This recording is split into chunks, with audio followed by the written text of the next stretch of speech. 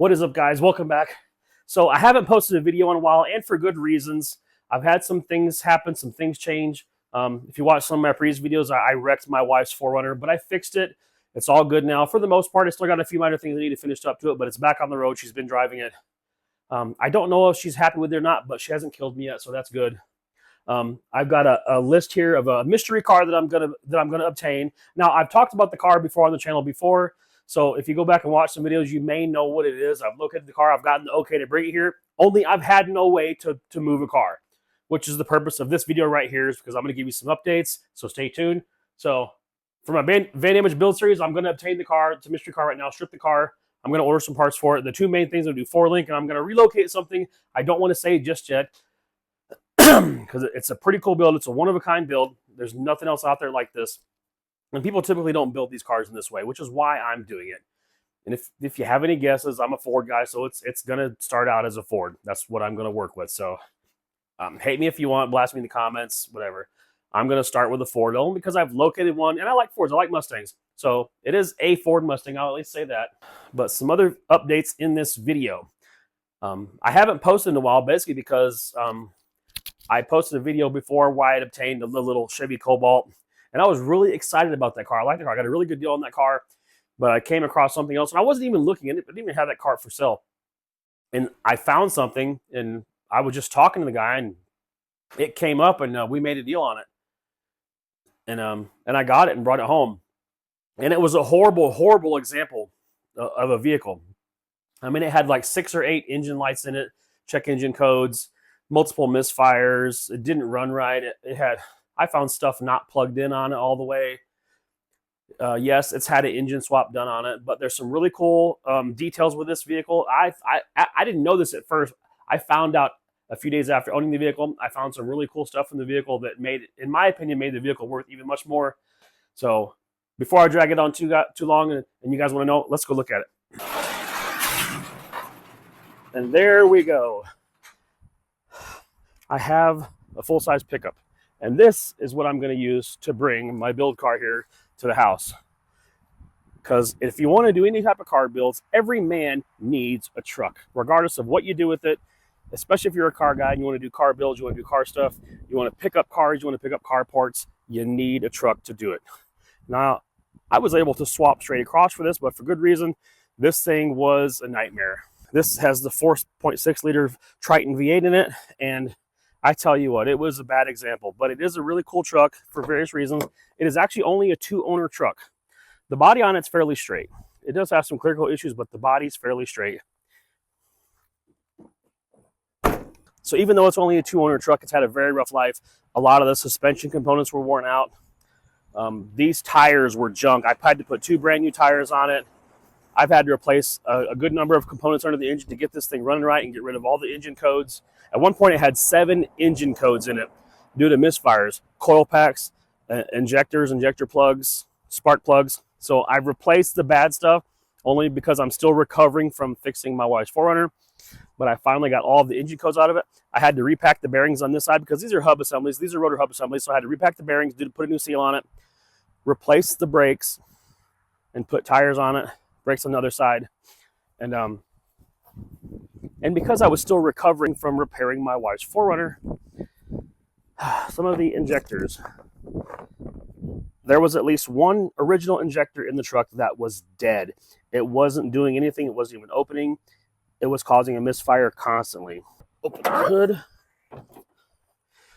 What I did have is I hoarded these injectors for about 5 years. I took them out of a car, a Ford 4.6. I can't remember what they came out of, but they're a set of Ford Performance 24-pound injectors, and I just had them laying around. And because I knew one injector was bad, and I didn't really have the money. Now, these are upgraded plug. The plug on these are EV2, and the other ones are the EV1s, the old style. So I had to go on eBay and buy a set of the 8 EV2 plugs. It was only $4 for a pack of 8. I got free shipping, so that cost me nearly nothing. So I bought the plugs. And then I adapted it to these newer style upgraded injectors. They have a bigger spray head, more holes in the bottom for fuel.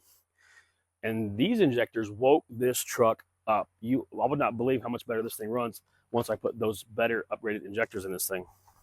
But there's one cool thing that made this truck, in my opinion, worth more than what I originally thought it was worth. To me, it's worth more for this reason, and I'm going to show it to you.